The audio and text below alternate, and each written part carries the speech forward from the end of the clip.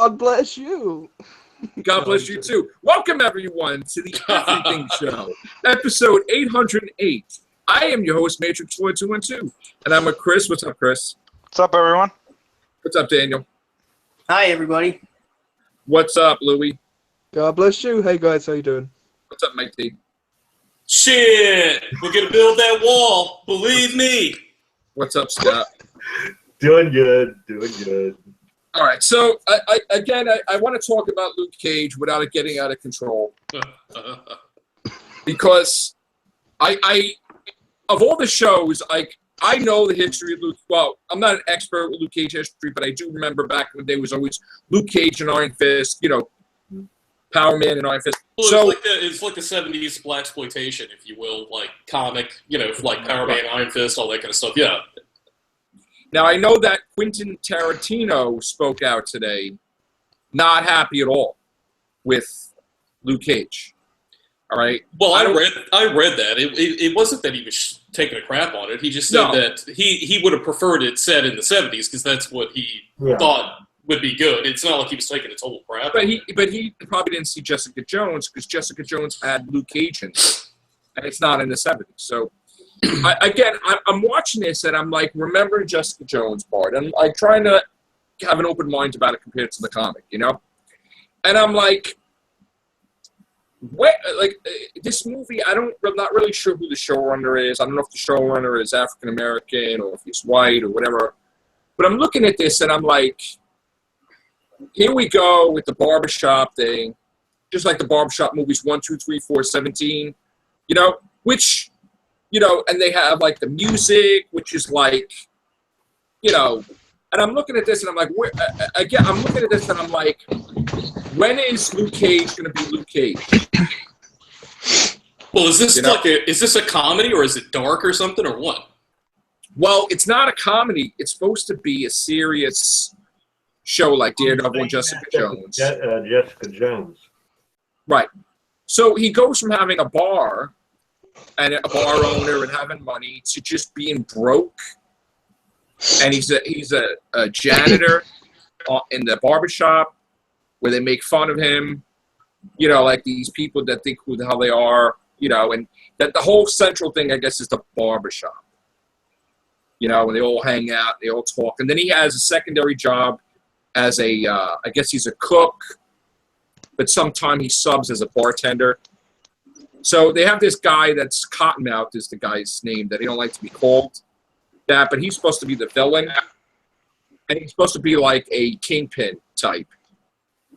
But, I mean, they tried to do a lot of messages in this episode. Like, the lady that's, I guess, the congresswoman or whatever she is, she's like, Black Lives Matter and the Black Resistance. And I'm like, what is this really trying to be about? They're harkening back to, they're throwing that 70s vibe into it. But it's like that. This is all organizations and stuff that's in the current times, So I'm like looking at this and I'm like, transferring what went on in the 70s, and they're trying to flip it over to right.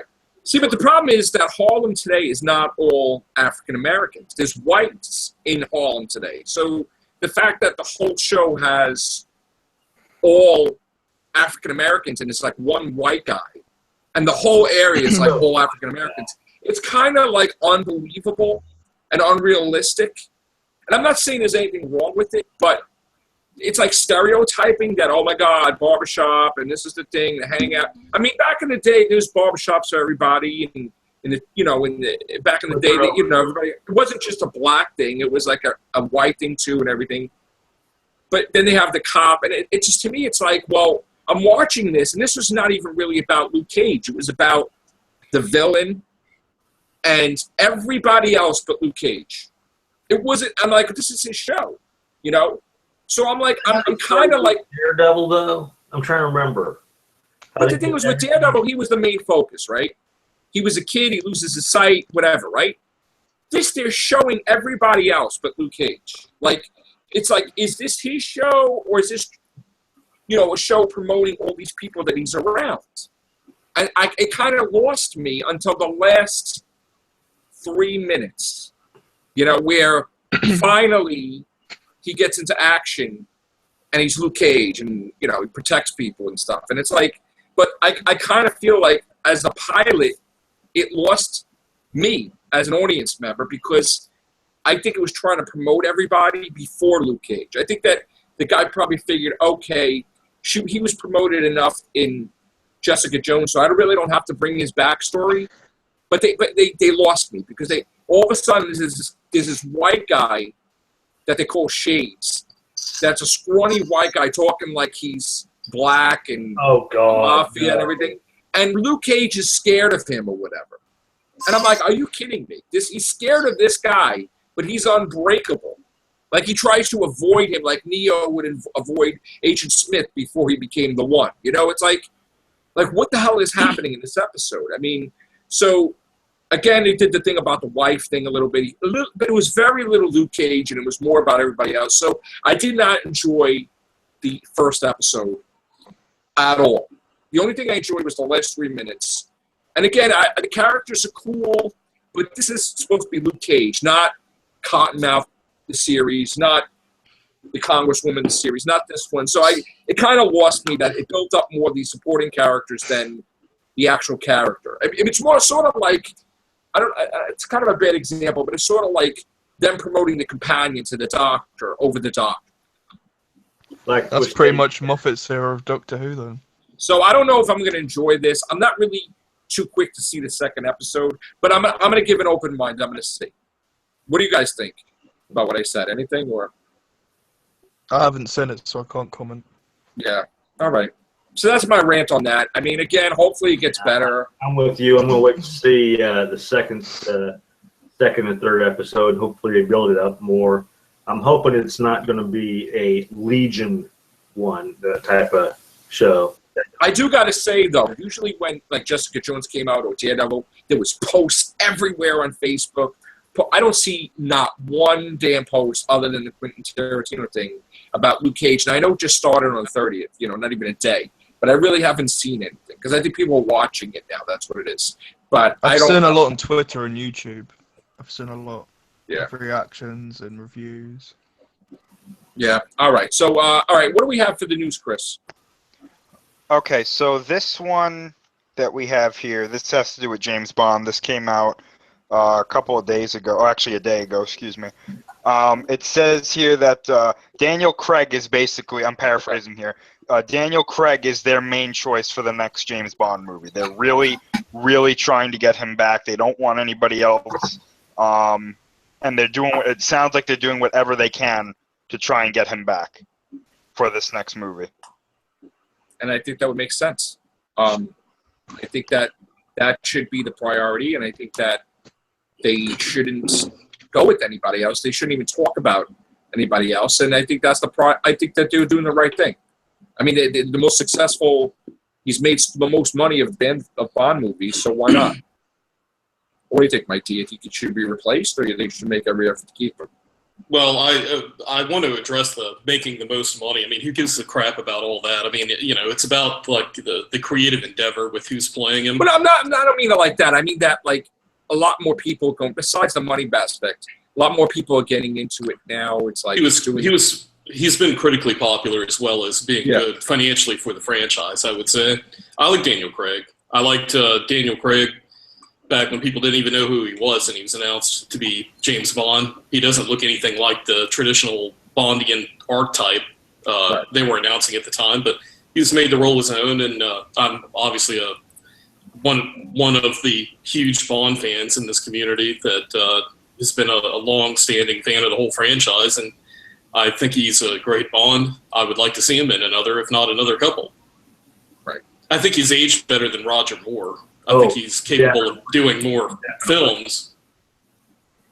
Roger looked like he was like somebody's granddad. By the time A View to a Kill came on, it was like some 26-year-old girl, and he was like 55 or something. Right. I mean, the thing is that in this day and age, he has to work out like ridiculous to get in shape for this stuff. Well, if they're not like back in the day, if they're offering you $150 million and that's his job, I think he's got plenty of time to stay in shape. I know he got hurt too, which he's not. What did he do? Hurt his ankle or something? No, I heard he got really hurt, so I don't know how. I mean, that might, it might not be about the money. It might be about, The thing is, though. Sorry, go on. I was going to say, I think I would risk like pulling the muscle in my leg for like 150 million. The money's there to fix it if you need to. The thing is, though, he's signed up for the next film anyway by contract. No, so well, I guess. I don't see what the big deal is. He can't leave because it will be against. Well, he can contract. leave. No, he can leave. They can do signed a contract. They can do a buyout. First of all, they wouldn't try to negotiate more money with him if he was contractually stuck into it. So he's not. Somehow when he signed up for Spectre in this new film, this upcoming film. Yes, but when he got hurt, that was a different story. There's always clauses in there. Once he signed up to contract, just because he got hurt, he can't say, "Oh, I'm not." But there's always clauses in there that he can get out of the contract, and that's why they're going so crazy to offer him tons of money. If he was stuck in the role, they wouldn't be offering him tons more money to come on. Yeah, to do an extra 2 films. I just don't see what the big deal is at the minute until he confirms, like, it's official that he's leaving. In my eyes, he's Bond for the foreseeable future. So. Do you like Craig, Louie? Yeah, I like Craig. I think he's the Bond that I started with. So he got me into the franchise, and so I don't really know any different. To me, he is Bond. He's a definitive Bond. So I'll be very sad if he went. I think he could do, like Mike, I think he could do at least like 2 more films, if not more. Yeah, I know it probably won't happen, but I'd like. Sorry? Yeah. I'm sorry, God. No, I was going to say, like, I don't think he will do any more than 1 more film, but I would love to see him for, like, and I would love to see 3 more films, for example. I know that won't happen. It's very unlikely, but I'd love to see more from his Bond. They brought... I think There may be a slight delay. My apologies, Louie. No, that's okay. Go on. I've spoke long enough. I was just going to add that they brought Connery back. One time recognized as canon. Well, no, I meant like in Dinosaur Forever. What's considered canon, and then I was going to add that they brought him back one time even after that. We're never seen ever again. But if you've made the role basically iconic under your era of being Bond, which Connery definitely did, and which I believe Craig has at this point, he can get away with being a little bit long in the tooth, and still people will accept that he's Bond because he's got the gravitas for the role, and you believe that he's Bond. So it wouldn't be like too outlandish. Just like people wanted to see Connery back when he was obviously a little too old to play, that role. But I still think Connery could have come back even after Never Seen Never Again and played the role again. But I agree on that one too. But I know Moore was my first one, but I can't remember exactly which of his movies I started with. Skyfall was my first. I think Go ahead.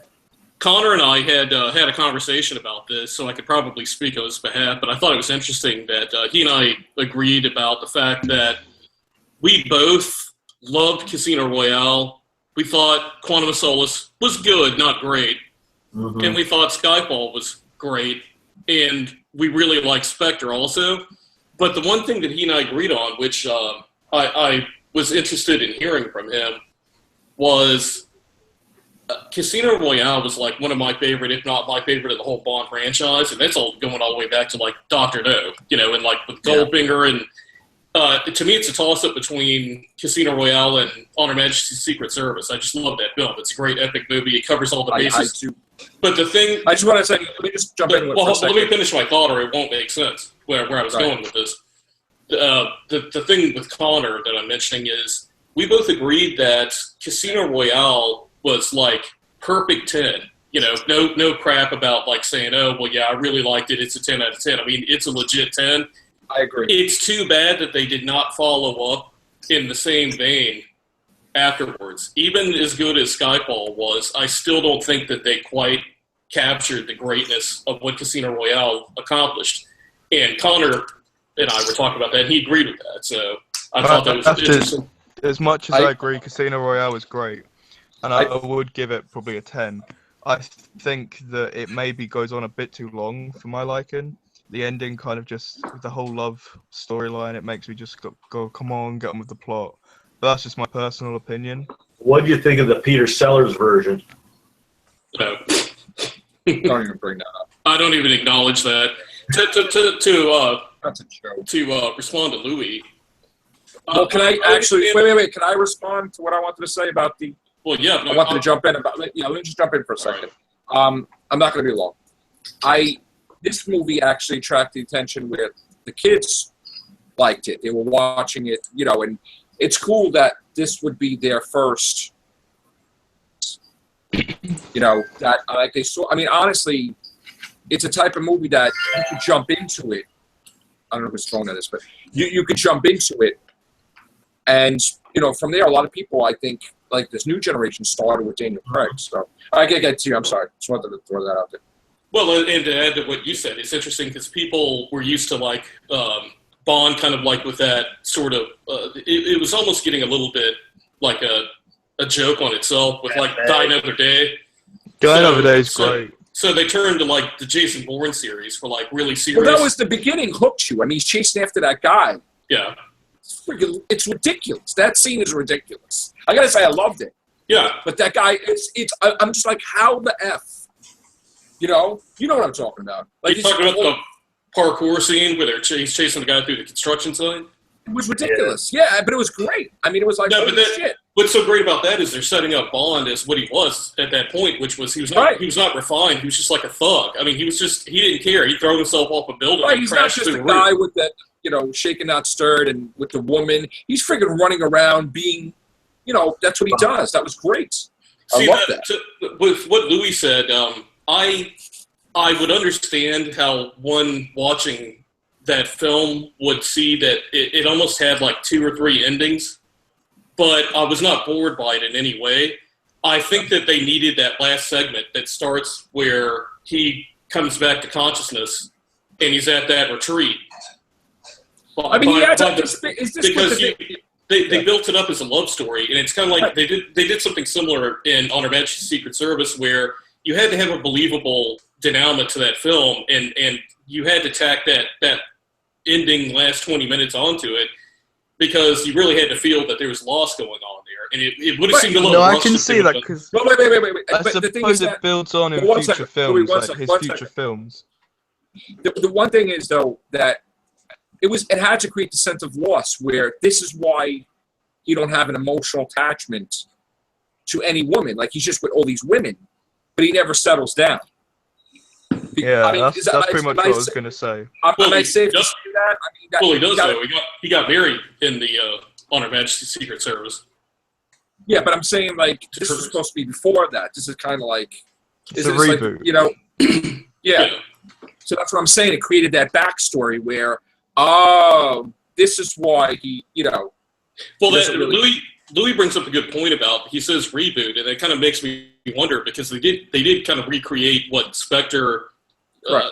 They kind of refashioned what Spectre is. Whatever you want. So we don't know if this reboot consists of him actually going to be married to Tracy at some point, or if they're going to. Well, that's the whole point. That in the future movies, what the hell are we going to have? I mean, the way they said it, that they were. First of all, it was supposed to be like, I don't know. Their direction is crazy. I thought there was supposed to be another one, but now, and he was supposed to be contractually obligated.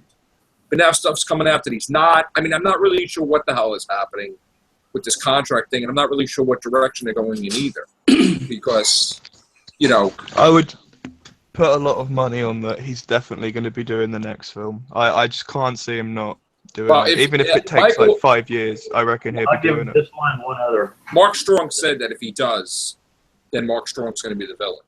I mean, because he said that, he says more likely. Apparently, sorry, go on. No, I mean, Mark Strong is the godfather to his kids, and he said that, they were trying to get him to be like a villain. He says... Well, Blofeld's supposed to come back. Yeah, so I don't know what they're going to do, to tell you the truth. But they're going to get Blofeld then. We kind of have a while before Bond surfaces. I mean, right now, I don't think this is script is enough. They want to have a target date, but the main concern right now is not even the script or it's are they going to get them or they're not going to get them. So I think right now they're just waiting it out to see before they go crazy with scripts. They want to write it for him, not for somebody else. I think they're going to get him first. They're going to sign him first, and then they'll write the script. But I think he's going to put a timeline on that. They have to film it by a certain time. Because he says it's getting harder for him to work out. He's getting older, and it's a pain in the ass, I guess. Oh, man. I mean, Hugh Jackman gave it up, too. I mean, he just, you don't want to do that anymore. You don't want to work out. Craig always said it wasn't as much that as it is like his health regimen, not the working out, but just like he likes to drink, apparently. And he was saying, like, I have a hell of a time when I'm, like, not having to be on schedule and be able to go out to the pub and have drinks and whatever. So that's like seems to be the thing that he enjoyed and he missed. One of the things I heard about that's been a complaint, not a huge complaint, but I've heard like it bandied about amongst like the fan base when I talk to people. Craig seems like there's been a progression from Casino Royale to Spectre where he seems to mumble quite a bit in some of the scenes. He mumbles where he's not really projecting his voice, and he's kind of talking under his lip a little bit. And you can't quite understand what he's saying. Have you noticed that? I'm gonna have to go back and watch. Not personally, no. I would have to go back. Yeah, I don't know. Maybe I just missed it.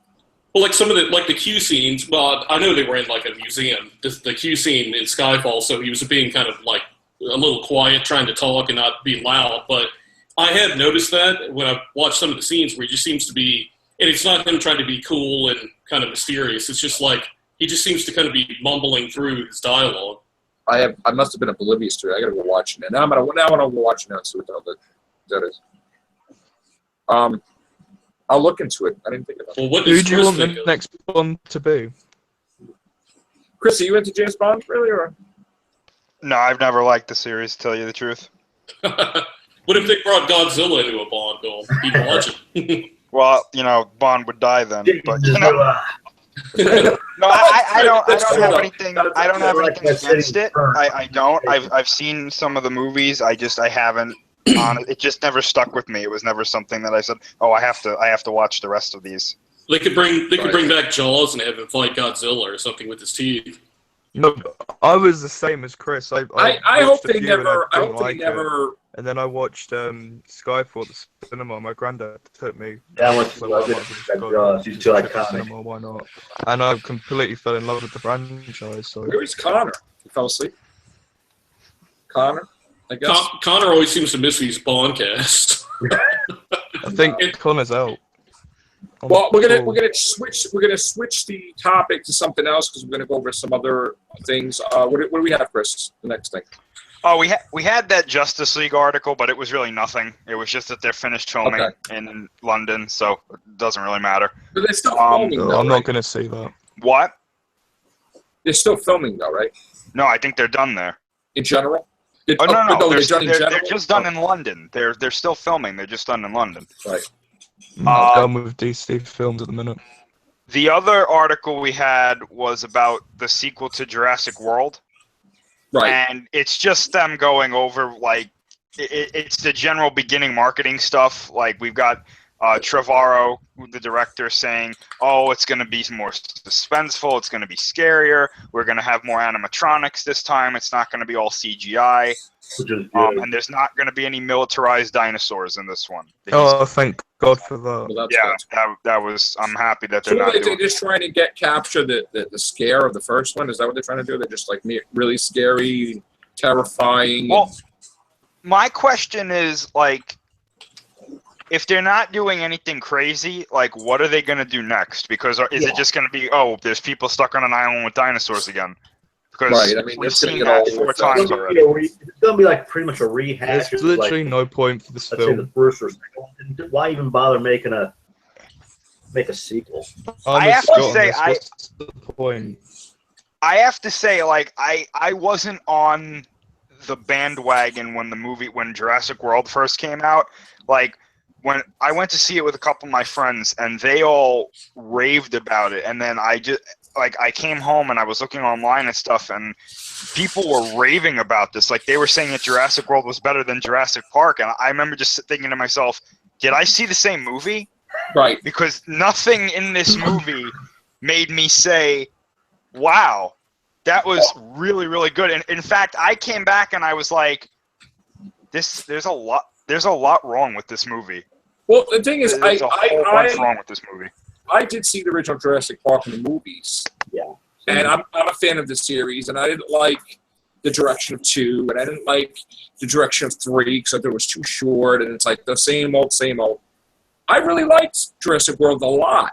I mean, I don't think it's better than the first one, but I think it's good enough or great enough to have a franchise expand, which I am happy that there's going to be a Jurassic World 2 and 3 and 4, I guess. I just don't want them to... It has to make sense, and it can't be the same old crap. They have to do something related that they didn't do before that is going to hold our interest and why this is happening and what's going on. And not that they're on the islands or whatever. I mean, maybe tie in from the original one. I mean, maybe some other factions making dinosaurs and they just got loose or something. I mean, here's a notion. Not to go too overly sci-fi, they could do it with the raptors because the raptors seem to have more of a intelligence that would allow for it. But have the raps, maybe 1 or 2 of the raptors slowly start having more human-esque qualities to them. I don't know. But that's what I'm saying though. Like if they go too far, when does it stop being Jurassic Park? You know what I'm saying? Like, have them start having... I wonder if they're going to have that human-dinosaur hybrid idea. They rejected. I don't know anything about that, but... The original Jurassic Park 4. Yeah, that was the big... There was a bunch of leaked scripts that are, like, before Jurassic World. There was 2 main ones that... Or actually, there were 3. There was 3 main scripts that kind of led to Jurassic World. And, like, one of them had to do with, like, a virus that got reawakened, or not reawakened, but that got brought into the modern era with the dinosaurs being brought back, which wound up, like, killing a huge amount of the population. Then there was one about a guy who had, like, a privatized dinosaur army. And then there was one about people, like, genetically enhanced humans with dinosaur abilities. And it was like, this isn't Jurassic Park. Yeah, I mean, it's just, they're not going to turn Jurassic Park into a Planet of the Apes type of thing where there's dinosaurs that are like humanistic, but they could take over the planet. That would totally change the whole concept of thing of the movie. I mean, it's just, that's not this, you know? In my opinion, I just think that I love Jurassic World. I thought it was a really good film. I saw it at the cinema. I really liked it. But I just think that it was a nice anniversary kind of film. Like, there's no need for a sequel. For me, the franchise is done. I think this is a problem with Hollywood at the minute. They're relying way too much on previous hits. Like, you've got reboots of everything. You've got Ghostbusters, you've got Jumanji coming out. You've got another Jurassic World. It's just like, can't we have some original ideas for once? Like, we've got Star Wars after Star Wars for 2020. It's milking it to death. We need to move on. But it's not just the movies, though. TV, we're about to have Eva Longoria. It's everything. It's ridiculous. Well, 1 second. In TV, we're about to have Eva Longoria as Magnum P.I., a female daughter of Magnum P.I., that this is what we're getting for a reboot. And it's kind of not a reboot. It's kind of a sequel to Magnum P.I. They've run out of ideas. We need to get some new writers in. Well, I mean, get some new ideas. The problem with that, though, is... reboot. The problem with that, though, is every time something new comes out, it doesn't work. And then people look around and they're like, well, the way Hollywood producers think, they look at something new, and if it doesn't work, they go, well, we got to go back to what we know. Right. That's a true statement. That's what's happening now. Well, the other problem, there's so many creative writers. And give it about 3 sequels. Hold on. Everybody's talking over everybody. Hold on. Go ahead, Chris. Well, the problem is that you have a lot of creative people, right, who do put scripts in and try to get their there's stuff made, but the problem is it's much more difficult to get creative things made because Hollywood producers and production companies don't want to take a risk. When you have someone who comes up to you and says, hey, I have an idea with something that's already worked, but here's my spin on it, they say, okay, because this already worked, so we're going to get people in there anyway. Right, That's kind of what's happening right now. I mean, look at some of the past movies that have come out that would be new properties now. They've been horrible. Right. I mean, I see things like Jupiter Ascending, which was terrible. Yeah. And then there's some of these other new ones that come out, and you look at them and you're like, it's no wonder that they go back to what they know. And it's not necessarily a bad thing because when you're running a business, that's what you do. Right. But then a lot of the reboots have flopped. But a lot of the reboots have done really well too. Right. It's kind of like 50-50. I mean, while stuff on TV is failing, like, what is it? What was the one with Jackie Chan and Rush Hour? That got canceled. People rebelled against that becoming a TV series because they want a movie sequel. They don't want that crap. So that's done. I don't know how Lethal Weapon is doing, but I'm pretty sure it's probably not doing well. And this is the problem. It's like, they think they have the handle on things, and they don't with certain things. So, it's like Star Wars. They're making so many Star Wars films, and I think it's going to have a negative effect overall because in 10 years' time, when there's 50 Star Wars films, people are going to get fed up. Yeah, but Louie, like Chris said, from a marketing standpoint, they spent $4.5 billion to get the franchise. That's what I'm saying. No, I completely see why they're doing it, but I'm saying they're just gonna milk it till there's nothing left. People are gonna get bored in the next 20 years if all we're gonna get Star Wars films. That's possible. It's they're killing the franchise. It's milking it dry. Well, the thing with Star Wars though is you have a whole galaxy of stories that you can tell, so you can always do something new. But not all of them are gonna be exactly the same. How many stories can you tell? A lot. An infinite amount. You can do a magnificent. The whole galaxy. You could do Knights of the Old Republic, all the way back in the past, or whatever. Yeah, but how many can you make before people get bored? Like this Han Solo movie. There's so many fans at the minute that are split about it because they're like, we don't need this. The guy looks nothing like Harrison Ford. So what's the point? I mean, people boycotting it already. When it comes to me, I'm only interested in like the main ones, but then again, Rogue One has my interest. I would want to see a movie about Darth Vader. I've said that over and over again. A trilogy, but I won't get my wish. I do want to see. It's called the prequels.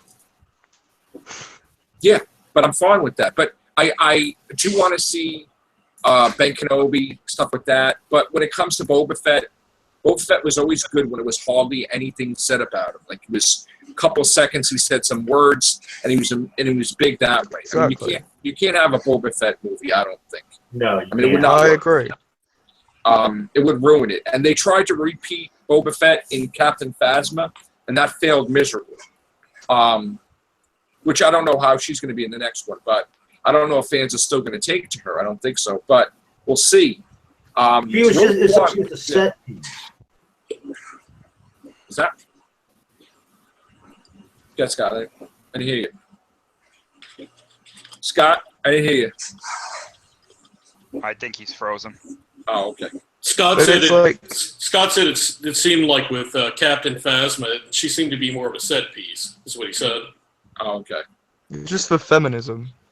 People are more interested in the guy that said traitor than Captain Phasma at the time. It's just cool. Like, yeah. I know the universe is big and it's got a big history, and there is a lot of potential. I'm not denying it. I'm just saying that the rate they're pulling them out, people are going to get bored and people are going to get fed up. It's like, what are they going to do in 20 years' time when they've used up all the main characters? They're going to invent more. They have like the Jar Jar Binks movie or the Jabba the Hutt film. It's just it's not going to be like that. It's so milked. It's just. Here's the thing: we've been starved from Star Wars for so many decades that I, as a fan, welcome it. And my thing is that we have episodes 7, 8, 9. Then we're going to have 10, 11, and 12. But that's going to be a space between the two. And then we're going to have a few movies in between, which I don't really know if I'm going to like all of them.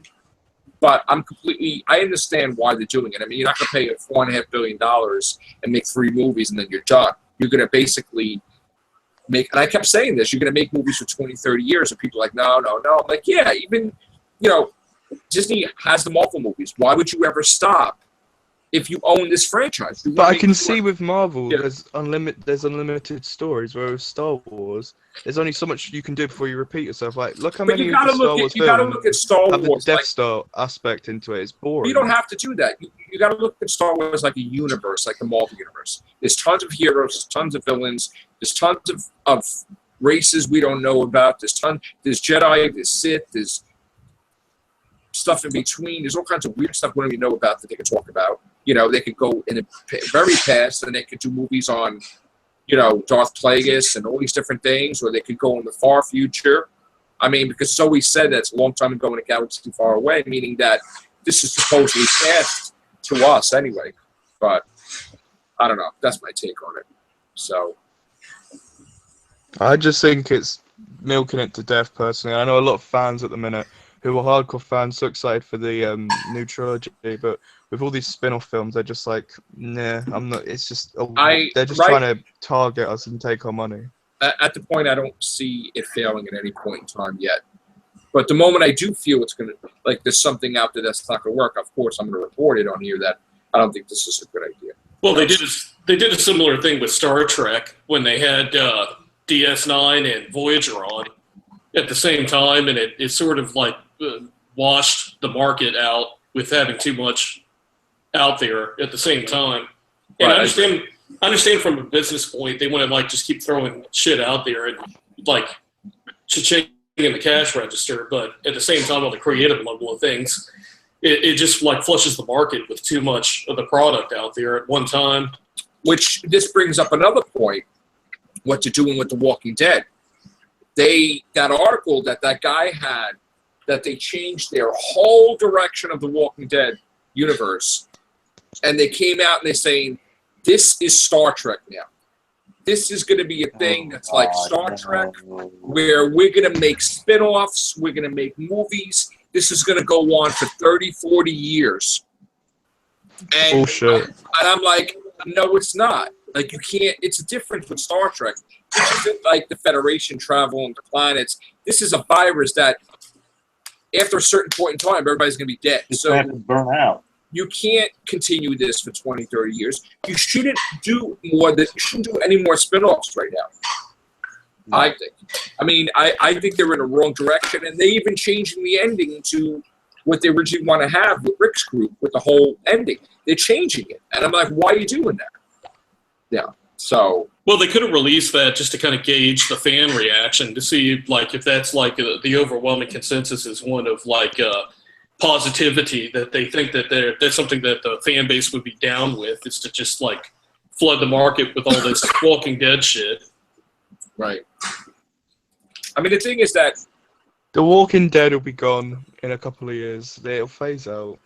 See, the thing is that they feel that even if it's gone, it's going to come back. They said flat out, even if Walking Dead, they're going to bring it back in like 5 years or whatever. What on video? Well, who's going to watch it, really? I don't know, dude. I mean, they honestly, I think they're going in the wrong direction, because I think it's becoming too cultish, like for teenage girls and like sad. I know it's like, popular now, but it's not like Star Trek as far as I'm concerned. I'll tell you what, if they keep pissing off the fans like they are, people are just going to stop watching it eventually. I got to say that this is going to be the season that stuff drops. I'm telling you right now. This is going to be the make or break season, honestly. This is going to be the season that drops. After what they did with the cliffhanger that pissed everybody off, and then the way the Fear the Walking Dead is going, I mean, they can't even keep the main show really good. It just kind of gets okay. The spin-off is absolute garbage, in my opinion. If they can't even get the main show and stuff together, how the hell are they going to do 4 and 5 spin-offs when they can't get the main show right? I got to tell you, I'm sick to my stomach. They should be using those plot lines for their main show to try to improve it. And that's what they're doing. They're trying to think, well, you know, if we do these spin-offs, it'll save the show. No. A show survives on its own due to what you're doing in the main, not because you've got this spin-off or that spin-off. Do you know we've had 7 months of eeny, meeny, miny, mo. I'm so sick to death of it, and so is everybody else, that people probably will watch like the first 5 minutes of it to find out who dies, and then they're gonna stop watching. Yeah. Because it's just I don't give a shit anymore who dies. That's the whole point. We waited too long. We already know it's probably going to be Glenn and Abraham. If it is Glenn, then that's just pointless. There's So no you need for just it. wasted. Some idiot decided to make it a cliffhanger, and they've ruined the whole thing. And that's the problem. And now, They've teased Glenn's death so many times that when he does die, it's gonna just be like. if you make Rick the depressed. And you showed that that's like making a Spider-Man comic when Spider-Man gave up, he's just miserable. And I don't want to see the hero, the main guy, that he went through everything else, and now all of a sudden he's going to be like a low character and depressed. I don't want to see that, and I don't think anybody else wants to see that. And I think that's where the ratings are going to drop. Like freaking, I'm telling you, the second or third episode of the season, it's really going to go down because you know what we're going to have. They're going to pull the bullshit after this first episode, that the second episode, I guarantee you the second episode is going to be with White and Negan, and it's not going to have anything to do with Rick, or they're going to do something where it's going to be a Tara-centric episode, one of those filler episodes, and we're just not going to see Rick consistently the whole season, but they're going to put too many fillers out right after the first episode, and everybody's going to lose interest. Do you think you'll stop watching? I might. I mean, the thing is that it's got. I can't have the person that's like my favorite character, Rick, like that, because it wouldn't make any sense. I mean, they went through being separated from the prison where he was the lowest of the low point. He almost died, and then he built himself back up. I don't need to see him drop down again. I don't give a shit about that. So, do you feel they're just repeating the storylines? Yes. At this point? Yeah, I do feel they're repeating storylines. They tried to make that cop lady like a governor type, and nobody gave a shit. They don't even talk about it. They don't even remind it of it. It was horrible that stupid idiot villain was part of, Maggie's sister dying. Everybody hated that. And it's like now you're trying to have a governor. I understand Negan's supposed to be big, but Rick can't be that weak in the show. It's different from the comic. I mean, he went through different stuff than the comic. You can't do that. You can't just show Negan the whole season and then Rick's like, oh, and then you lost the whole group, you lost the whole thing. He just went to Alexandria. He took the whole thing over. Everybody looks to him. Now they're going to look at him like he's a scumbag or something. I can't have that. That's well, we don't know that they're going to do that. And to be honest, I mean, if Rick was always on top the whole time, like if he was like the top guy, the show would get even more boring after a while. I mean, we'd be like, he never loses, you know. So I'm not worried about that. The thing I want to know is what is going to be the impact of waiting this long to see who they kill? Because personally, I think there's going to be a large majority of people who are just going to be like, oh, okay, he killed that person. Now we finally know. Well, that's what it's going to be. If they would have showed who he killed that night when that episode went off the air and then had the long break, I think that would have made more sense. To me, anyway, it makes more sense. I don't know. What they should have done was have their main kill, do their secondary kill first, and then that way it would have hinted on like there's going to be one more in the series, whether it was on the season premiere or later on in the season. That's what they should have done. They could have killed Abraham in the finale, and then in the opener they killed Glenn. I mean, that's, or they could have reversed. Glenn died in the finale. Then you're like, what are they going to do now? And then you see Abraham die in the opener. But now they can't. They can't just kill Glenn. I mean, if they just kill Glenn, at this point, there's no shock value to that. I mean, no one's like going to take that as a surprise at this point. You know, there's not going to be anybody wearing black, so to speak, over Glenn dying. I mean, come on, because I mean, there's no shock value there. You're going to know the guy's fucking going to be dead. And we think that it's going to be Glenn, but somebody else on top of that, correct? I don't think it's going to be Glenn at all. Really? Oh, really? I mean, I could be wrong, but I'm pretty sure Daryl's going to die this season. I don't think he's going to die in the opener, but I'm pretty sure that he'll probably be the death this season that shocks everybody. See, I've said this before. I disagree with you completely on the Rick thing, and I agree with what Chris said. If Rick just stayed like as the alpha the whole time, it would get boring as shit quick. You know, No, I understand that, but I can't have him be totally weak after this situation. Like, well, that's the giving whole. up. Yeah, but that's the whole point. Is he's been neutered now by the alpha, who's Negan. So he's going to kind of have to recoup and figure out his new strategy. They keep this drama, man. It keeps things in flux, keeps things going along. It's well, true, to add on what he just said, if you look at the episodes building up to, actually the whole season building up to that, Rick was winning every episode. He was killing people. He was like, I'm done. I'm not taking chances anymore. He was on top for the whole thing. And then Negan shows up and he's like, you thought you were on top? No, I've always been here. You're number 2. Right. And that's a great villain that just shows up and knocks the hero down, and now the hero has to come back.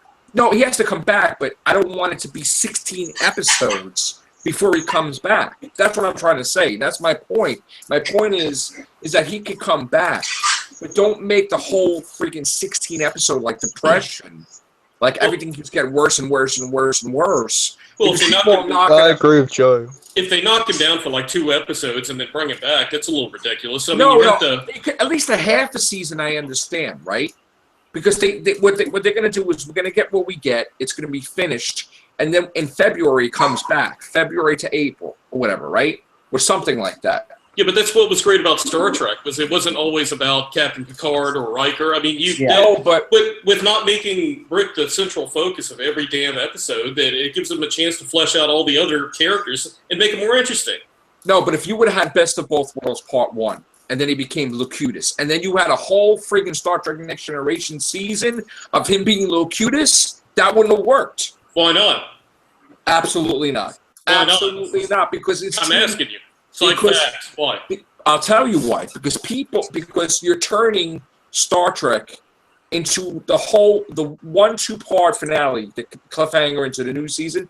You're turning it into the whole season, which forget about exploring, forget about new worlds, forget about whatever. There's only one plot, and that plot being him being Locutus, killing everybody. They got to stop him, and it would almost be like that would be awesome. That would be awesome. That would not be awesome, because it would be like that void. It would be like the Year of Hell with Voyager. What it was doing it as a split thing with DS9, where 2 of their episodes or 3 of their episodes. No, but this is not trying to free. Star Trek. It's not a war. It's not Star Wars. It's Star Trek. That's just bullshit. That's just bullshit. What Star Trek fans say.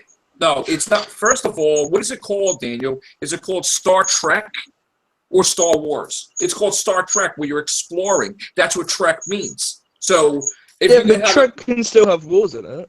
Yeah, but wait a minute. It makes it more exciting if they come across a war. First of all, you're not going to change the business model of Next Generation, and you're going to make it where, all right, we're throwing everything out that the show is about. We're just going to have this war with Picard as Locutus, and that's it. It wouldn't work anymore. No, but then by that logic, it's going to become boring if you're just doing Trek. No, but it's not. But this is not. But that Star Trek's been around for 50 years. I doubt that it would stop because of that. But it hasn't been around 50 years like continuously, because they had a whole Next Generation's 29 years. But yeah, they had a whole Jim Hadar war in DS9 that went on, and it's not called Star Wars; it's Star Trek. But they had a whole series arc about a Jim Hadar war that makes things exciting.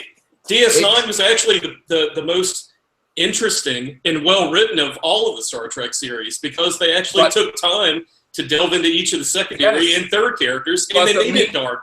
Yes, but the main character was not Locutus for a whole season, where it was depressed that the main leader was the villain. Just like you can't have Rick 16 episodes be not on top or like a lower than low. You can't have 16 episodes. The point of the topic is about Rick and whatever, and we're using Picard as a thing, right? No, but this is an interesting Deep Space conversation. Nine is different.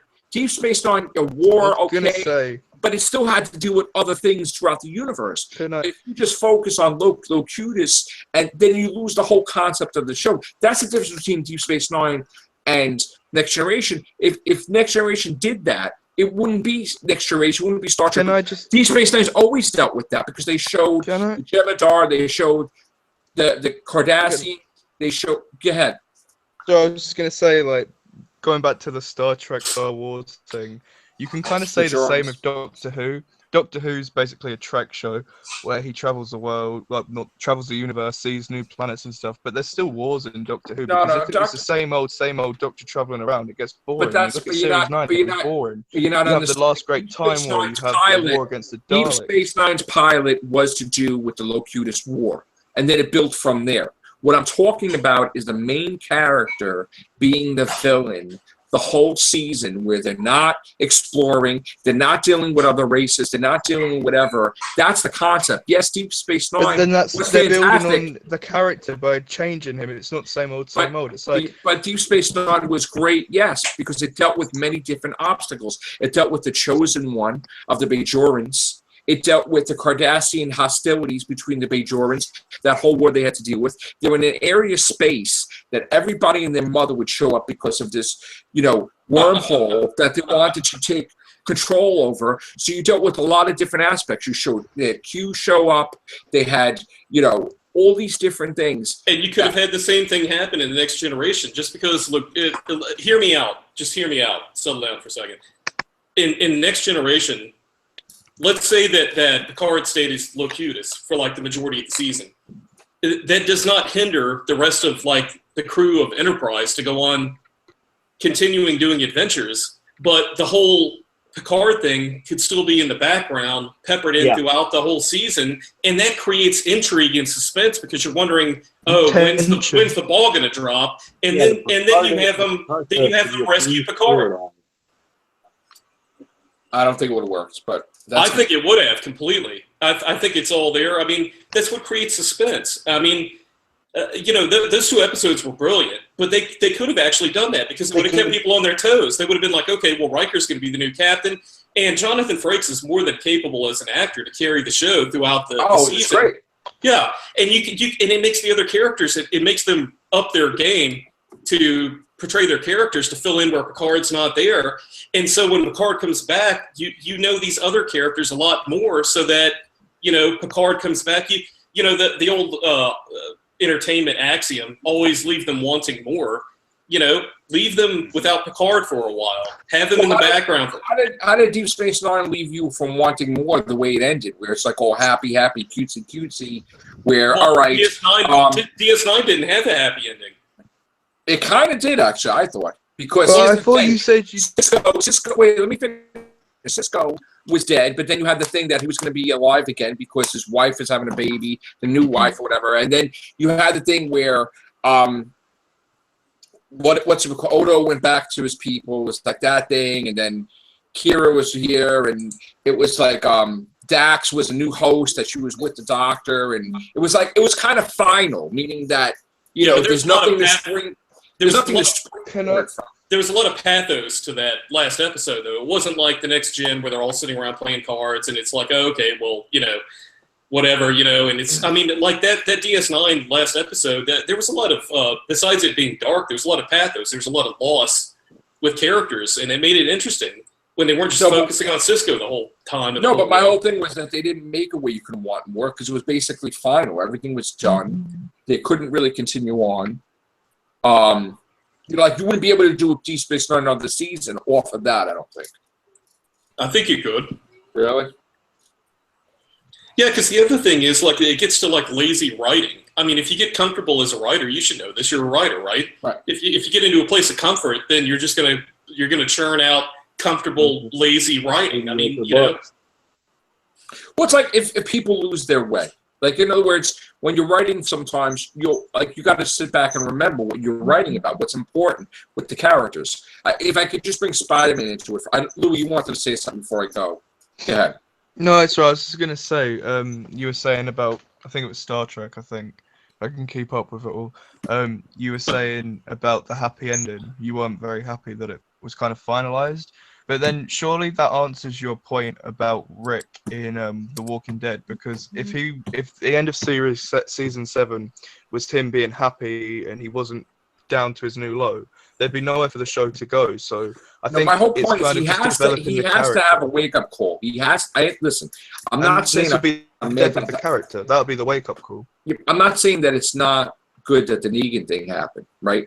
But the thing is that if they carry on too long, where you know how, like, I'm not happy that they're in the communities and it's going to be years that they're going to be there, and I more likely like them moving around, you know, when you go from the prison to something else. That's what I feel, right?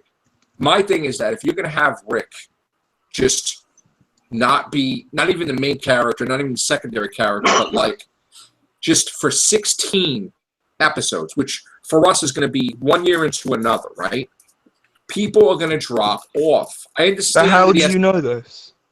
It hasn't come out yet. I'm not saying it's going to happen. I'm saying it's an opinion. No. I know I know it's your opinion, but I'm saying you can't really judge it until it's come out. Well, I don't know if they're going to do that, to tell you the truth. I don't know if they're going to have Rick the whole. I know the first half he's going to be like that. Do I know if he's going to be that way the second half? I have no idea. Well, remember this though. Exactly. If I could just jump in, remember. That's true. Not all 16 episodes are going to be about Rick, though. You might get 4 or 5 episodes that are solely about him, but it's going to be focused on other things too. You've got the Kingdom coming up. They're going to focus on Negan. They're going to focus on, you know, if the significant other of a character who maybe gets killed by Negan. So it's not going to be every episode, oh, Rick's trying to find, you know, his way back. You're going to get like maybe 4 or 5 episodes before he's back to where he needs to be. You know what I'm saying? I don't think that they would tailor the whole season just to Rick. I don't think the best writers in the world, I don't think, would say just focus on him, because that gets boring after a while. No matter what they're doing, like they could be trying to find out how the universe was created, and at the end you'd be like, that was really dull. We had one character the whole season. You know what I'm saying? So I don't think you need to worry that it's going to be 16 episodes of Rick being on the lowest of the low. I think you're going to get a couple episodes where he's like that, and then he'll be back to where he was. Right. All right. Babylon 5 did a great job of what we're talking about, where they take a character, in fact, many main characters, and they would disappear for like a handful of episodes at least, and other people would think that they were dead, or they would come back under a different guise or whatever. And that's what kept the series so vibrant and relevant, and it gave way for the other characters that normally wouldn't have a chance to be in the forefront. And you developed actually an admiration for the writing of like the whole storyline arc and the series overall when you were able to focus on some of these other characters. It wasn't always about Commander Sinclair. What?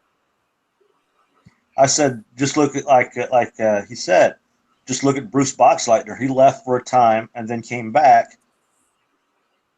And Babylon 5. it was just an excellent way. I didn't watch not one episode of Babylon 5, so I'm just not that I'm not interested. But Babylon 5, like just for people out there who haven't actually been aware of it or seen it, I would say Babylon 5. I enjoyed that series. Not so much the spinoffs, but Babylon 5 itself is some of the best, not only science fiction story writing you will ever see, but just story writing in general. I mean, J. Michael Straczynski, who created the series, he's kind of like the Gene Roddenberry of Star Trek. Yeah, he's the guy that screwed up the Spider-Man comics. Big head. Well, I don't know about the guys running around in pajamas fighting crime aspect of his career, but as far as like sci-fi, he was a genius with Babylon 5, and Babylon 5 is actually better than most of the Star Trek that you guys are all talking about. Babylon 5 is like a fantastic series. Yep. And it deals with like ongoing story arcs, very, very deep little nuances of things like topical that Star Trek tackles, religion, politics, things like that. Yep. And I got to tell you, like, you're really doing a disservice if you don't watch Babylon 5 and get it, because season 1 kind of sets up the whole franchise, and there's some things that go on I don't want to ruin that occur in series 1. That where you have a change up in like some lead characters and stuff, but it has to do with the overall storyline. But it's fantastic. It's one of the best sci-fi series that's out there, and I don't know why it's not more popular than it is. It's almost like a super hit. Yeah. To tell you the truth, I have a massive negative thing against him because personally, Straczynski, Michael J. Straczynski. Because if it wasn't for him, we wouldn't have had to deal with the devil with the Spider-Man crap that kind of ruined the whole comic. And he did a lot of things in Spider-Man that was not anything that is connected with the character at all. It's like, first of all, Peter Parker, and again, I'm not talking about Babylon 5 because I don't watch it, but I kind of won't watch it because he destroyed my character. And the whole thing is that my whole wait. I have to vent a little bit. All right.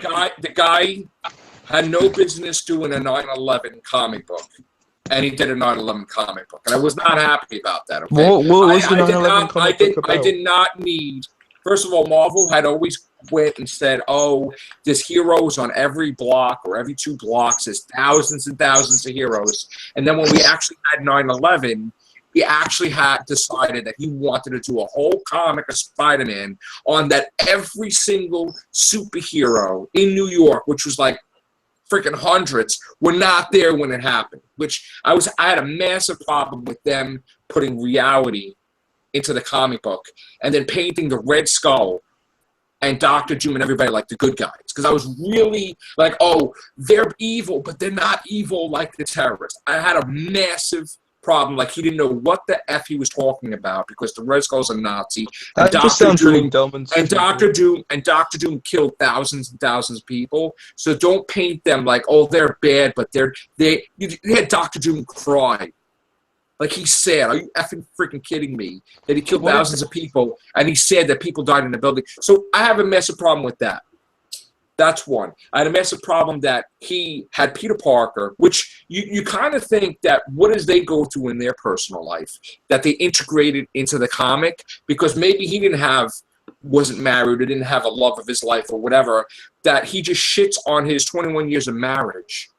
And he freaking makes a deal with the devil, which is totally against Spider-Man because it's with great power comes great responsibility. Like, you let the burglar go, so now you became Spider-Man because he killed Uncle Ben. So you mean to tell me that you're going to team up with a villain of the Marvel Universe that killed people and whatever, and screw that, you're Spider-Man, you're an ego, you're going to save Aunt May's life, and you're going to erase 21 years of marriage, and you're basically going to tell your wife, go F yourself? And then she made the deal, too, because she knows that she's never going to have a good marriage. So that's 2. If they're not going to have a good marriage, then why would you stay in the marriage? No, but you don't make a deal with the devil, because now the devil had the soul of your unborn child, and he lost. Okay, well, we do... Wait, let me go to 3. Well, Joe, we know you're passionate about Spider-Man, okay? I mean, we understand that, but you're bringing out the point of what he's good at. I'm bringing out the point of what he's bad. No, but I want to bring out. Let me finish. Hold on a minute, Joe. This isn't a competition. No, it's not a competition. But I'm in the middle of saying a trend on why I feel. Okay, we get it. I'm not done. No, I'm not. We're talking. But I'm not done. Gene Roddenberry. I know. Okay, we're not done. I'm just. No, but let me finish. I have one more thing to say. You're on point number 3, and hold on. One more thing. I have one more thing. All right, go ahead, Joe. Thank you, boss. Okay, so the thing is that I love these casts. Yeah, the thing is that Gene Roddenberry had clunkers too, but that doesn't detract from the fact that Star Trek was excellent. I mean, no, I'm not saying that. I know he had a prestige of Babylon 5. We've heard this shit before. We know you don't like that. That's Spider-Man. No, I'm not. I'm just saying. I know he had a prestige with that, but I'm showing you how he's not good at everything. Because the third thing he did I didn't say he was good at everything. Right, okay, but let me finish. The third thing he did was he made it that Gwen Stacy had sex with Norman Osborn and had 2 kids, and that's why he threw off the bridge. Which makes no sense because kids were rapidly aged from friggin' born to like 20 years old. Makes no sense in the span of 2 months. And they made it that Mary Jane knew the secret and that Norman Osborn was angry at her. He threw off the bridge. That makes absolutely no sense. So Spider-Man's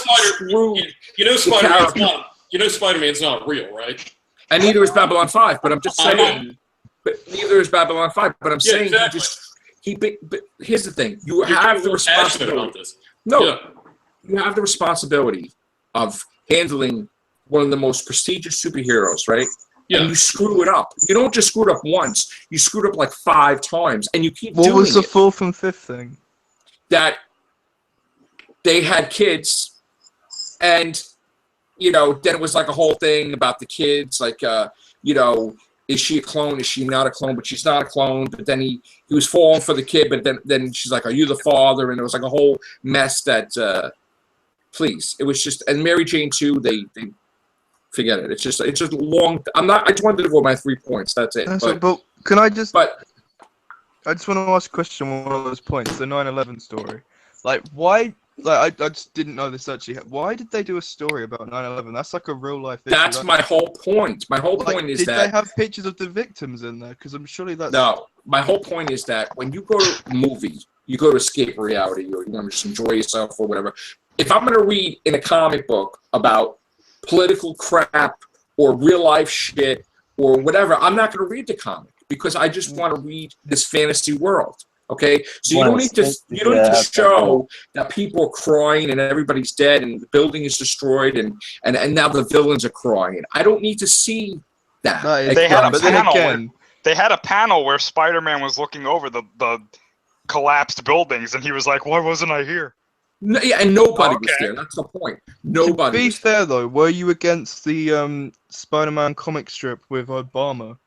They did one with Obama because that's real life. Did you? I don't care about. They always do stuff like that. Well, art reflects real life also. So I mean, I can't. That's what I'm saying. Because I only had the problem with the 9/11. Did you have a problem with the Obama? No, because it's a different thing. They would mention people that are real life existing, but this was a situation. They would mention, all right, this president or that president or what, this one appearing and that. It's like a thing, but this was doing the main it this thing. year with Trump and Hillary. Yeah, well, you said you had a problem. You said in a previous cast you had a problem with Is running Obama. for president. Like Marvel was pushing an agenda for Democrats. Loki is running for a president, and Donald Trump is MODOK in one of the universes. So yes, I do have a Trump. problem. Trump 2016, make America great again. Donald Trump is a supervillain in one of the universes. Not to mention, but don't you find that's a bit? I'm not getting into political things, but to make Trump the villain, isn't that a bit one-sided? Like, surely yes, it means that Marvel Comics is democratic, and they never did that before. I was just about to say too, a vagina queen or something, because then that's just so one-sided. Well, exactly. That's what I was about to say. Is that they have Loki. Loki's there, and he's so clearly a Republican. It's not even funny. Like, you don't even have to read the comic to realize that he's supposed to be a Republican. Villain. They could do so much with her character. Why didn't they just have Hillary be the villain with the death list? You should have a death list. Well, because the writers want to live. I am actually going to grant Daniel's request and put something in here, Star Trek related to the topic, and Chris is going to read it. Oh, I am? Oh, okay. If you could. Fuck you, Hillary. I apologize, Chris. Okay, so it says, oh, great, here we go. The Star Trek cast and crew apparently aren't Trump fans. God! Okay, you're making this cast one-sided now. You're just hating No. I'm relating. Daniel wants to talk about Star Trek. We're relating it to the topic that's flowing. So go ahead. Okay, so if you could talk about this, can I bring up a point in a minute about something that was? You want to bring up the point that that the Ghostbusters had nominated Hillary it's nothing Clinton, to do for once. And that Sony did not, and they deleted. Nothing to do with Ghostbusters at all. I'm going to comment something that Stephen Moffat said about Donald Trump the other day that relates to this one-sided argument. I do want to comment directly on what you're talking about right now with the Star Trek thing. Star Trek has always been about progressive thinking, and the Republican Party is not exactly tied too closely with that sort of mentality. So that might be. I don't agree with that, but we're not going to turn this. We're not going to turn this. Well, I was going to say we're not going to turn this into a political thing. No, we're not. We're not. I'm saying traditionally that's a fact, though. You can't argue it. That's why they're conservatives, not progressives. It's not neither. I'm not inflecting my own opinion on this. Right. I'm saying that's just well known. I mean, we could do a political thing, but let's just go right to the Star Trek thing. Star Trek's generally about progressive thinking, alternative lifestyles, all that kind of stuff. And I mean, we know that the conservative party is generally not. I mean, it's just a fact. I mean, I'm not trying to be funny or inject my own political philosophy. I'm just saying. I mean, obviously, Gene Roddenberry was a liberal. The people involved with Star Trek are very heavily liberal. George Takei. To think otherwise is ridiculous. Well, let's hear what the article is first, and then we can talk about it. Fox supports Trump. Well, I mean, the whole article is really just the main focus is these quotes that they have, and I'll read them right here. It says here, "Never has there been a presidential candidate who stands in such complete opposition to the ideals of the Star Trek universe as Donald Trump. Well, there you go. His election would take That's this my company point. backward, perhaps disastrously. We have heard people say that they will vote Green or Libertarian or not at all because the two major candidates are equally flawed. That is both illogical and inaccurate. Either Secretary Clinton or Mr. Trump will occupy the White House.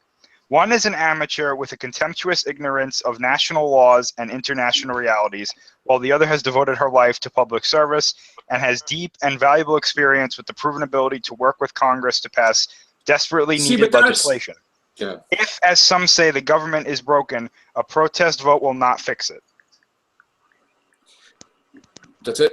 That's solely their opinion. But that's an opinion because first of all, the way they paint Donald What I Trump was and the gonna way say, they paint which Hillary relates Clinton to is the they issue paint Hillary of Clinton like she Doctor did no wrong. Who, we had someone ask Moffat, "What does the doctor think about Donald Trump?"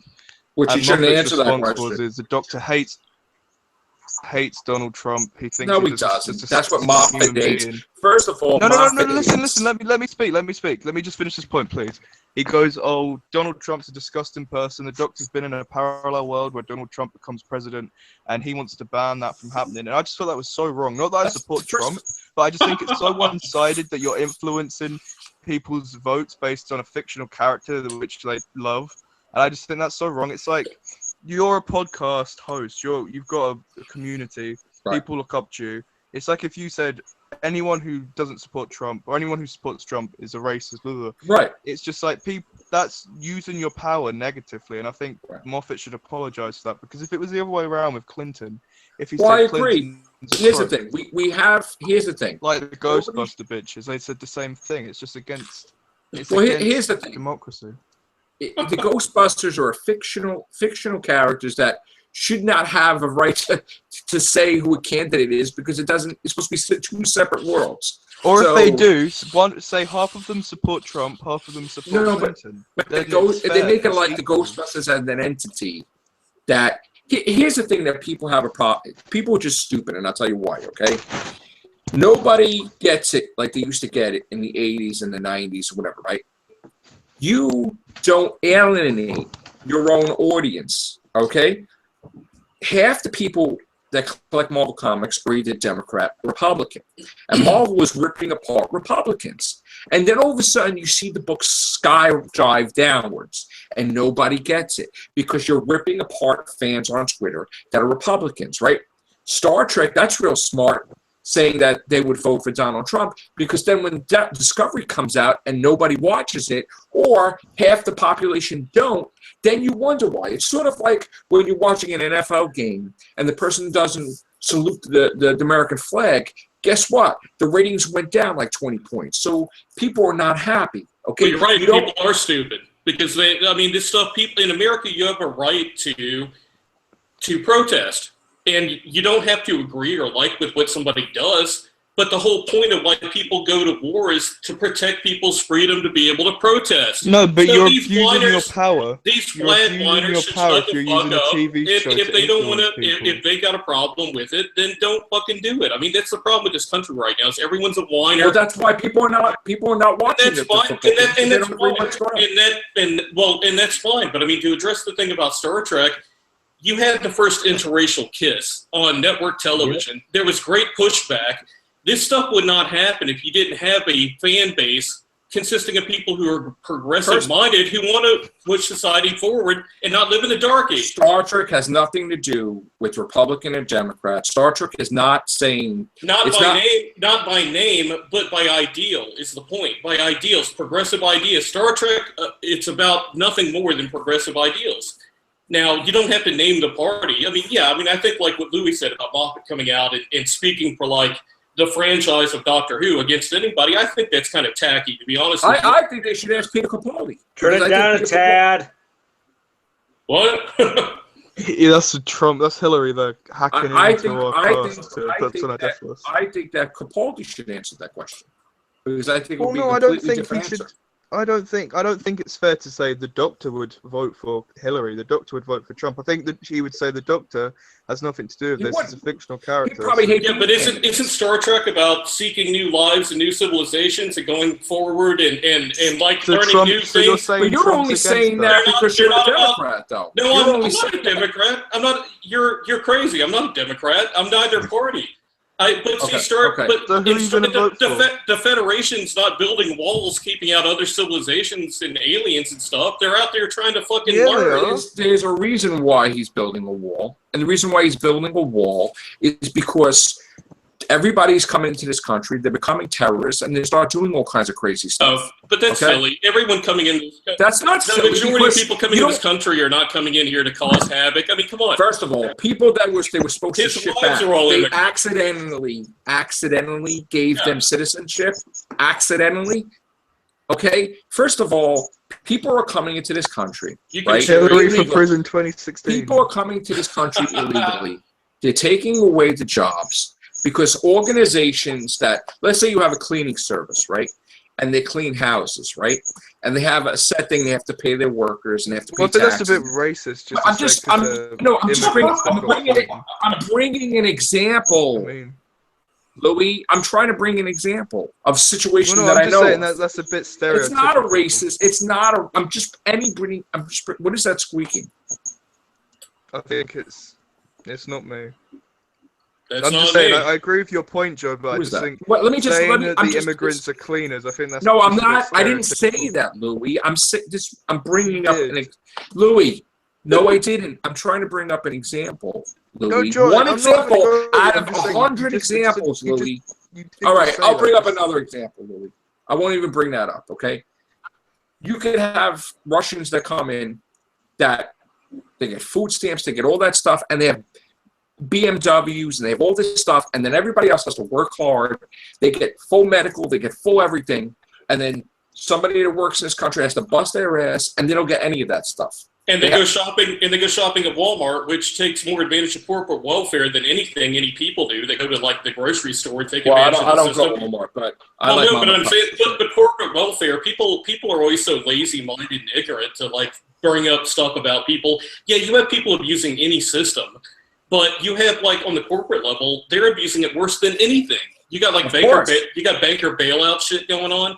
You know, and again, I'm neither Republican or Democrat. I look at the facts. Me too. And So you would the whole rather thing, Hillary? and the whole thing with like this, you know, idea of like you know, the whole immigrant situation. This is like the communist Red Scare of the 50s, Joseph McCarthy bullshit all over again, where people, the media stirs everyone up. They play on people's anger and unfocused anger and fear, and then they use it for their political means, and they hype all this shit up. Timothy McVeigh was an American citizen that blew up the Oklahoma City building. He wasn't an immigrant, you know? I mean, we can cherry pick any sort of like thing that makes the news and go, oh, okay, well, this one case, this person did this.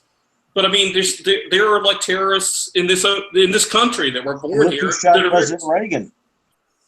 yeah, I mean, you got like, I mean, it's more complicated than just like this mentality of politicians playing on people who are ignorant and trying to focus their anger and fear on a group Trump's of people. not really a politician. All this is a distraction. Let's put it like this. It's a distraction. We've got politicians who are doing crap, so they throw this stuff out in the forefront, so we'll be distracted, so we don't see what they're doing over on the other side. That which makes them the perfect. I don't know if you want to call them a magician or It's called sleight of divide. hand.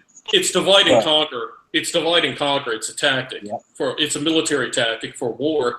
And when you got like all the factions putting like some label on any group of people or ideology, then as long as you can scapegoat them, it's the same thing Hitler did in Germany to rise to power. It's the same fucking thing.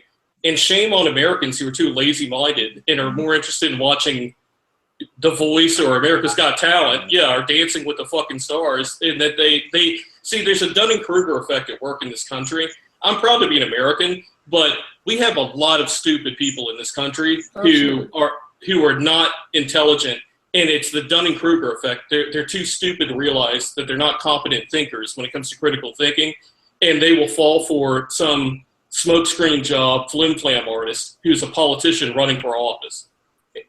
No matter who that may be, both sides, in my opinion. Because I think Hillary's sketchy. I think she's a lying bitch. I don't like Trump because I see the game. I see the long con that Trump has been playing on people, and I got problems with him too. But I mean, I think Hillary's untrustworthy. I don't like her. I don't like either of them. I think that we've been given as an American public the choice between drinking antifreeze and drinking cyanide. You know, pick your poison. I agree with that statement because it shouldn't just be two powers like Republican or Democrat. There needs to be a third or something. And they don't give us that chance because we need to have the a third-party choice. candidate always has. They always say, "Well, if this third-party candidate does this, this, and this, they're allowed to be on the sticker, or they're allowed to take part in a debate." Why can't they have a rich billionaire that just creates a new party, and then it's Trump. just no? I'm not saying We Trump. did. His name was Ross Perot. Yeah, and we saw. I was just about to say that. Yep, he's right. We had Ross Perot, but because he was so batshit crazy, he pretty much defeated his own argument every time he opened his mouth. Right. But as an outsider It was looking turn into your people off on the political third party in system, the first place. It seemed. as I an- don't think. as I an don't think. outsider, as a UK citizen, it's so different to the way we do it. We have it's not rounded down to two people. We have about 4 or 5, and we get to vote for out of the 4 or 5. We don't have it out of 1 or 2 people because we have up to 5 people to choose from, and I think that it's better because you have more of a variety. You're not just picking for the lesser of two evils. You're picking for the person you think's best. It's so weird to look into America right now and see so many people who are so terrified because they're just voting for who they prefer out of the two, not because of their policies. And I feel really sorry for the people of America. For a homeless, pretty much it's gotten to the point to where you want the homeless person who will stab you in the back, or the homeless person who's going to, after Stab you in the front, is going to eat your face. But I agree with what Joe was saying. I agree with what you're saying. There is an immigration problem, and I can see where Trump's coming from. Although I don't agree with him with the whole wall thing, I can see where he's trying to. I get your point. I get what you're saying. Like, there's people in America that they've worked their asses off all their lives, and they're not getting anything. They're not getting support. You could be a mechanic. You could be a mechanic, and you want to fix a car, and then you find out that there's an illegal immigrant that will fix the car for super cheap. Then you just put that business out, those people out of business. Just like a cleaning service, I was saying. It wasn't just, I had many examples, but that was one example where, you have a cleaning service, they have to pay tax, they have to hire people, and then somebody can clean the house for like $50 or $20, and then it's like, they're out of business. Yeah, I wasn't saying you're being racist. What I was saying is, just be careful the way you were saying it, because some people might. No, it could be any type of business. Because basically, no, I know. I was just trying to warn you. They would charge super cheap because they don't have to pay taxes. They're not here legally, so they could charge super cheap, get the job done, probably same style, same good, and everything. But they shouldn't have that. Where they have to be licensed, they have to be whatever. It's not right. So that's the whole point. That's the whole point. That it's not fair. And there needs to be things that are fair. But anyway, to get back to the topic, because we kind of went in the wrong direction. Star Trek should not say that Star Trek is democratic. Just like whoever's making a noise, just mute up. Just like, who is that? Oh, okay. Sorry. Okay. Just like, they can't say that Star Trek is democratic, because then if you have Republican fans of Star Trek, they will say, "Oh, you're saying you only can like it if you're a Democrat, then I'm not going to watch it." You know what I'm saying? They should never play their hand and say, "Okay, it's Democrat." Just like Marvel Comics should not be like, "Well, we're Democrat," or anybody, because then you ruin the whole thing. Was when Sony saw that. The director of Ghostbusters and some of the Ghostbusters themselves were saying that we're voting for Hillary, and they're making a statement. Sony says, no, you don't own Ghostbusters. You don't speak for the Ghostbusters. Yes, you did one movie. Yes, you are Ghostbusters, but you can't make that decision. So they pulled all the tweets. They said, absolutely not. The Ghostbusters don't name candidates. They're fictional, whatever, and we're Sony, and that's not. And it doesn't matter if the people are mad or not. They shouldn't be doing that because that's going to ruin. You don't want to have anything that's going to ruin the thing where you can make money. Your audience, then that's when you start seeing a drop in. And these people are not. These people are not smart like they used to be in the 60s and 50s. When they used to have customer service, and they used to have it. They have these cashiers. They don't know what the hell they're doing. They're managers that are not being managers. Everybody's just doing their own thing. Nobody gives a shit about the customer. So you have a situation where now these people that are running TV shows and everything, they're just stupid because they're like, oh, well, Star Trek is Democrat, and that's where we stand. And then when they see the ratings drop because people are offended that are Republicans, then they change their tune. And this is what happens. Companies will go out of business, whatever. Pandora, right? The music company, right? When they announced that they were with Black Lives Matter, and they stood for that, and the hell with cops and all that crap, right? Or whatever, that they only focused on Black Lives Matter. They didn't say anything that, oh, supporting the blue or whatever. People dropped. The stock went down. People deleted the app. I deleted the app. It was like a whole thing. Because they're like, you're a freaking thing that plays music. Stay out of politics, right? Star Trek needs to stay out of politics. Marvel needs to stay out of politics. All these companies need to stay out of politics. Just make your money, shut the F up, and just that's it, okay? I go to McDonald's to eat. I don't need to know what McDonald's votes for. I go to see Ghostbusters. I don't need to see what Ghostbusters vote for. I go to see Star Trek. I don't give a shit what they think, whatever. And just Politics. I'm back. I had to take a phone call from Sandra. She just arrived in Iceland for her Scotland trip. So, very nice. Yeah. So she's going to be smuggling some more immigrants back into the country to commit crime. So don't worry. Right. No, the thing. I don't know about keeping politics. I mean, as far as like naming parties is one thing, but Star Trek has been very political as far as like being progressive with pushing like the political zeitgeist forward, the mindset. And that's what it's been about, is pushing that. And when you said something about you go to McDonald's to get a sandwich, well, I mean, I wish it was that simple, because we have like Chick-fil-A and Hobby Lobby and these companies that their job is to sell a chicken sandwich to somebody. They shouldn't give a shit about like if they're gay or not. Right. So see, politics does trickle into. But that's the point. Then they make the statements. There are people that work there that they don't know policy, and they're like, I'm not serving a cop, or I'm not serving whatever. And then they get fired, and then the company gets a hit because you have a stupid worker that's making a decision for the company. And they shouldn't be doing that. And the company starts losing stock. The company starts doing bad because they're like, oh, they're all bad. And they're not all bad. So that's why all these things should stay out of. Like, if you're going to sell food, sell food. We don't give a shit what you vote for. Don't even say it. Because then you're going to offend somebody, and you don't want to offend anybody, because then your business is out of business. And that's my whole point. To make a statement like, oh, us as Star Trek is democratic, you're committing suicide, because you're going to have people that are not going to go there just because you made that statement. Serious question. Would you run for presidency? Me? Would you ever consider running for president? Yeah. I've always considered going into politics at some point. Would you actually seriously consider running for Republican? I can't say that, and I can't say that without having any political experience. But I would think I would have to build up into different things, and then have a thing to run for. So if I actually had that experience, rule it out. I definitely didn't rule it out. No. I would vote for you. Well, I can't, but I would. No, I'm not trying to make a funny thing about it, but I've always had that in the back of my mind.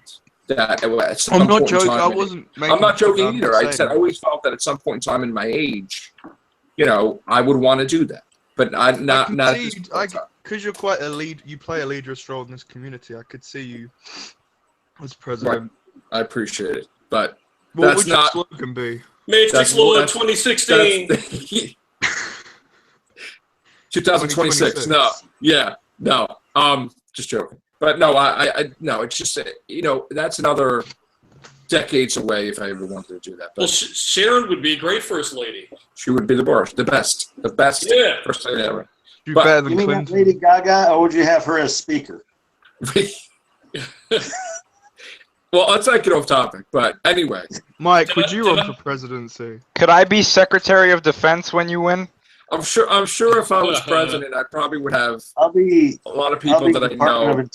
Wait, actually, can I work for Congress? Because I could not do anything and get paid a lot, and I could do it really well. Uh, Mike, would you run for presidency?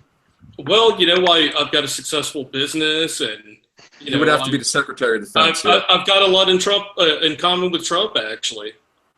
I don't know Same about here. that, but Well, we both slept with models. We both run a business. It's there. I'm a bit of an arrogant prick, like You're Trump. both So, disgraceful to women, disrespectful. I love women. I'll quote Trump. I love women. I just don't Same like pigs here. like Rosie O'Donnell. Ooh. Come on, there's been a lot more you ever instances see- than did you ever Rosie see- O'Donnell. did you ever see when Rosie O'Donnell totally caught Tom Selleck by surprise? Yeah, about guns. They were talking about guns. How disgusting that was! Man, Like he was trying to promote his own thing, and she just totally She got- lost grip. She got vicious, yeah. And she got in What would trouble your- too for that. She got Good, what? you should have. She got heat from that too. Well, she should. She's got her own security service that are armed, but she doesn't want the citizenry to have access to firearms. Okay, Rosie, you Right. pig. She supported Kmart, and they sold shotguns. But anyway, What do you think you'd bring to America? What do you think you'd bring to it as president? I don't even want to comment on anything to do with politics because again, You already sound like a politician now. interesting I don't subject. comment. I cannot You've comment. just said no, but Joe, you've just said that I there's said a in the possibility. I'm not going to that comment you on that. presidency. in the Like, future, I this have could not be- ruled I'm it out. making this video in years to come when you're president. We could look Just back plead the and say fifth this and is go where it on. started. Yeah. Yes, I said at some point in time in the future I have thought about it, but Exactly. It's like this could be like they've got videos of Donald Trump on Oprah like years ago talking about him running for presidency. This could be the same. Like, well then I'll have to wait a couple of years. just what do you think you could bring to the table? I can't bring anything to the table at the moment without any experience. No. But what do you think is like your best Dinner table, aspect? lunch table. Are you going to make? I don't. You're going to make America great again. He's going to Who make. knows what America's going to be like by that time? It's going to make the You think you'd podcast kill? community entertaining again. Would you build put a wall? Moffat in federal prison? No.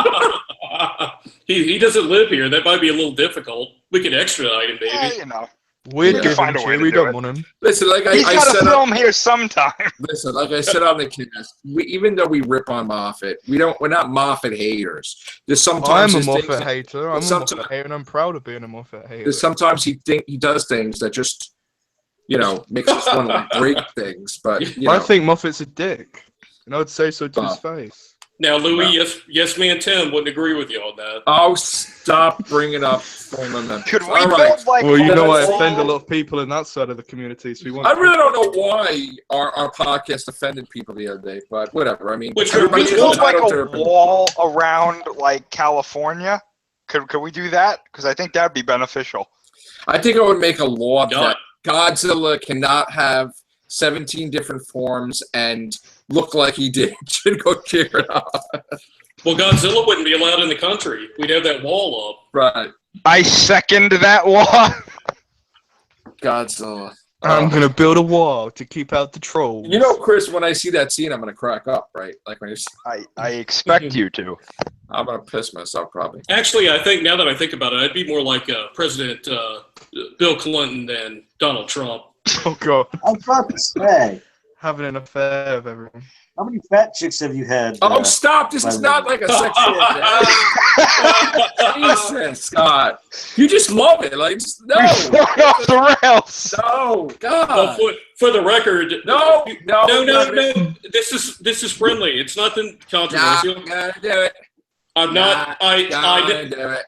What do you do? Sorry, kidding. I never have, to answer Scott's question. Number one, I never have, have. and I did not have sexual relations with that woman. All right. Let's go. On that note, Well, That's no, what he's gonna say if Hillary loses. on I that don't. note, Why are we ending this? This is getting good. I just got back No. in here. Let's talk. no, we're not going back to it. Oh, God. Come on. Well, I mean, what are your thoughts? I mean, on voting, who are you going to vote for? I'm like you. I don't. What the hell am I gonna do?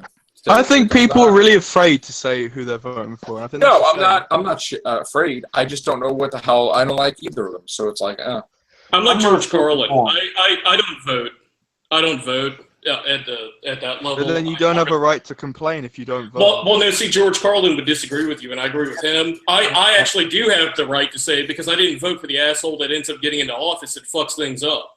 Because see, I believe that this country, like Carlin says, has been bought and paid for a long time ago. You don't get to be president, especially now with the whole Citizens United bullshit that's going on, where they count corporations as an individual. So a corporation can contribute millions of dollars to a candidate. Do you think that my voice contributing like a couple $100 to a candidate of my choice has got equal sway as like Philip Morris or like the NRA or some big lobbyist group? No, Absolutely not. I think that's a bad they also excuse.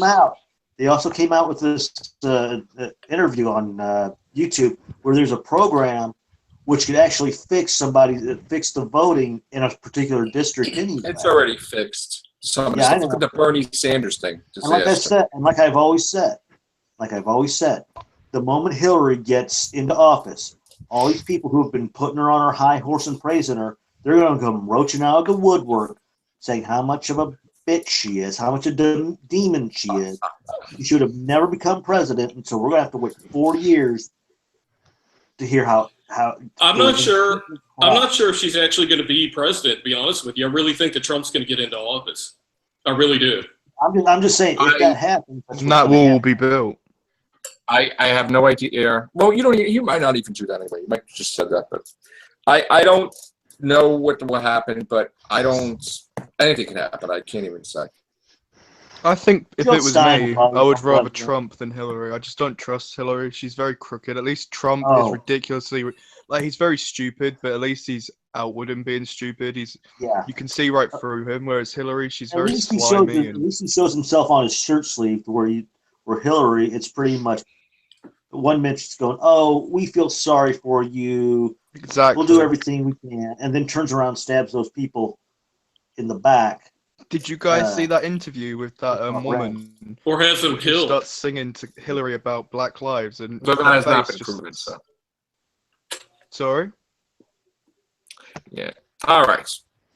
her face Yeah, is people- just like she just Yeah, doesn't care at all. Vince Foster just took a little trip to the park for lunch one day and accidentally got Yeah, himself killed. And then after And he just tripped up, and somebody threw a frisbee, and he just accidentally fell into the frisbee, and that's what happened.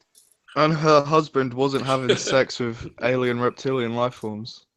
well, Native Firewolf can clear that up for us. I think that's it for articles, right, Chris? The Hillary death list. Joe, we were at articles an hour Actually, ago. Joe, I'd be careful. Now You you've didn't even- announced your bid for presidency. She's going to. I did not on that announce. list. Okay, I did Yep. not announce my bid for president. You're on the Hillary hit list. You've got to cut a Or as promo I against know them. some That's how people you get call in her there. Hitlery Listen, up to Hitler. it was a thought since I was a long time. Whatever, but that's just a thought.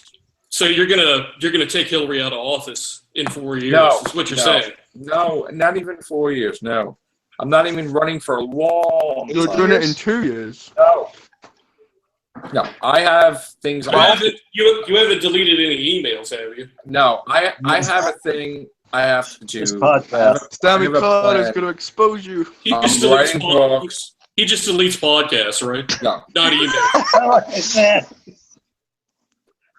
Release your missing podcasts. where are the confidentials? You said these things about this person. What happened to the Chaos Cast? That's like a Hillary scandal. Yeah. That got deleted somehow. That's gone. It's gone.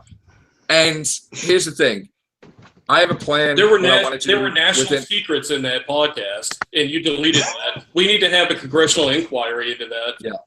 Well, there's a way to restore it, I heard, but I don't know. Anyway, if anybody figures it out, how to restore it, delete it, I think the Russians hacked it. podcast, let me know, because then I get Rehovian's cast. Yeah, it was Hillary. She wanted to get rid of Within- all traces of the presidential bid. No, I have an overall plan, what I want to do, where I want to be, what point in time, and I have many books I have to write, and screenplays, and different stuff, and when I'm done and get that out of my system, and I'm older, then, maybe like 15 years old or 20 years or whatever, then I'll be doing whatever. But Would you? In all seriousness, though, I'm actually really happy. For I'm you. being serious. I wish you. No, I'm saying I wish you the best of luck in that because I think that's such a good ambition that you want to help change your country. I respect that, and I'm not taking the piss. I'm being serious. Like, good luck to you in that, and I'd support you.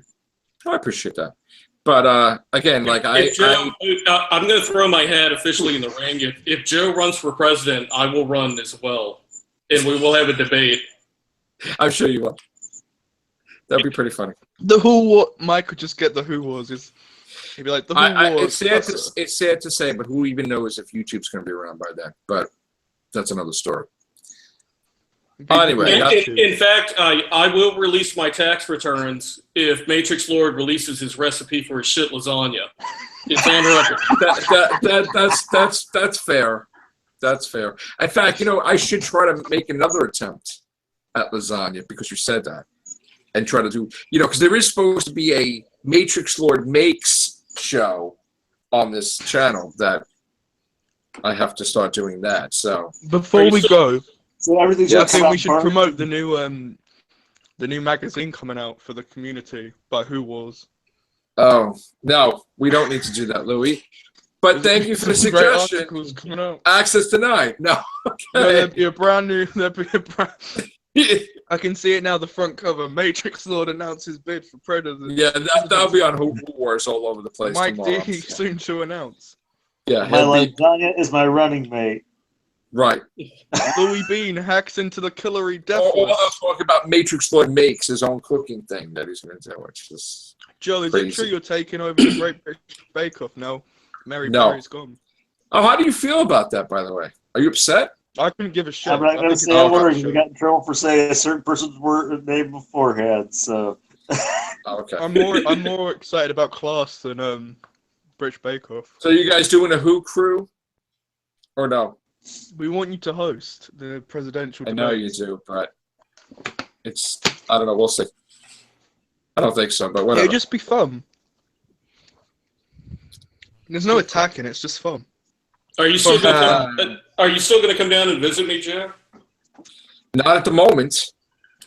What the fuck, man? Come on. Not at the moment. Why would he want to come visit you? All right. On that note, you gonna have a passionate